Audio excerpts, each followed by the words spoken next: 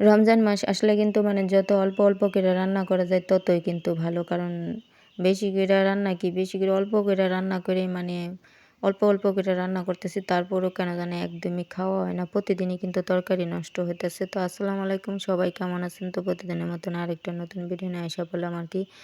তো রমজান মাসে কিন্তু মানে যতই ভালো করে রান্না করি না কেন তারপরেও যেন কোনো কিছু একদমই ভালো লাগে না। সারাদিন রোজা রাখার পরে সন্ধ্যার সময় শুধু ইফতারিটাই খাইতে একটু ভালো লাগে আরকি। তো ইফতারিটা খাওয়ার পরে কিন্তু কেন জানি একদমই ভাত খেতে ইচ্ছা করে না। আর কোনো কিছুই খাইতে ইচ্ছা করে না। তো এখানে কিন্তু আমি কিন্তু আজকে কিন্তু পেঁপে নিয়ে নিছি রান্না করার জন্য। তো পেঁপেটা কিন্তু আমি শুধু রান্না করব না, মুরগির সাথে দিয়ে কিন্তু রান্না করব। তো প্রতিবার তো রান্না করি আলু দিয়ে, আজকে ভাবলাম একটু পেঁপে দিয়ে রান্না করি, খাইতে ভালো লাগে কিনা। রমজান ছাড়াও কিন্তু আমি মাঝে মধ্যে কিন্তু এভাবে কিন্তু পেঁপে দিয়া মুরগি দিয়া রান্না করতাম। তো খাইতে কিন্তু ভালোই লাগে।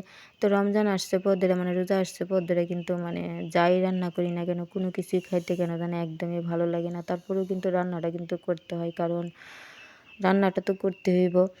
তো এখানে কিন্তু আমি কিন্তু মানে পেঁপেটা কিন্তু একটু হালকা ভাপ দিয়ে নিছি অফ ক্যামেরাতে আরকি। তো পেঁপেটা ভাপ দিলে মানে পেঁপেটার একটু গন্ধটা থাকে না আরকি। তার জন্য পেঁপেটা একটু ভাপ দিয়ে নিলাম আরকি। ভাপ দিয়ে নিয়ে তারপরে এখানে কিন্তু আমি কিন্তু মশলাটারে পেঁয়াজটারে ভাইজা মশলাটারে কষায়া তারপরে কিন্তু আমি পেঁপেগুলা দিয়া দিলাম, মুরগিটা দিয়া দিলাম। দিয়া কিন্তু আমি ভালো মতো কষায় নেবো আরকি।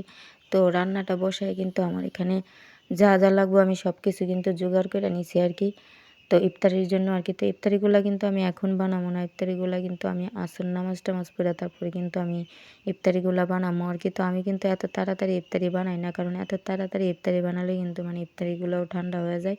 আর সন্ধ্যার সময় যে ইফতারিগুলা খাইতেও তখন ভালো লাগে না। তার জন্য আমি আসরের পরে নামাজ-টামাজ পইড়া তারপরে বানাই আরকি।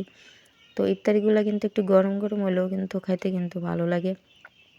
আর ঠান্ডা হয়ে গেলে কিন্তু মানে ইফতারি কিন্তু খাইতে একদমই ভালো লাগে না। তার জন্য আমি একটু লেট করে ইফতারিটা বানাই আরকি।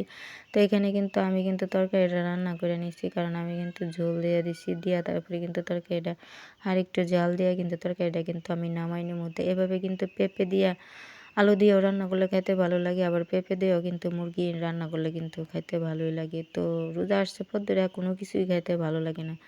কোনো কিছু দিয়ে কেন জানি একদমই মজা লাগে না আরকি। তো এখানে কিন্তু আমি কিন্তু ইফতারিও বানাই নিতেছি আরকি। তো বুটগুলা ভাজি করে নিলাম আরকি আগে। তো তারপরে কিন্তু এখানে ডালের বড়া ভাজি করতেছি আরকি। তো ইফতারিটা আমি কিন্তু মানে ডালের বড়া, বুট, তারপরে আলুর চপ, বেগুনি এগুলোই কিন্তু খাইতে বেশি ভালো লাগে। আর আমার কেন জানি ইফতারির সময় মিষ্টি জিনিসটা একদমই খাইতে ভালো লাগে না। আমার কাছে ভাজা পুরিটাই খাইতে একটু বেশি ভালো লাগে আরকি। আর ভাজা পুরিটা ইফতারির টাইমে কিন্তু ভাজা পুরিটা কিন্তু সবাই পছন্দ করে। তো তারপরে এখানে কিন্তু সন্ধ্যার সময় কিন্তু ইফতারি নিয়ে নিতেছি আমরা খাওয়ার জন্য আরকি। তো আমার রুমে একটু অন্ধকার লাগে, ভালো করে ভিডিওটা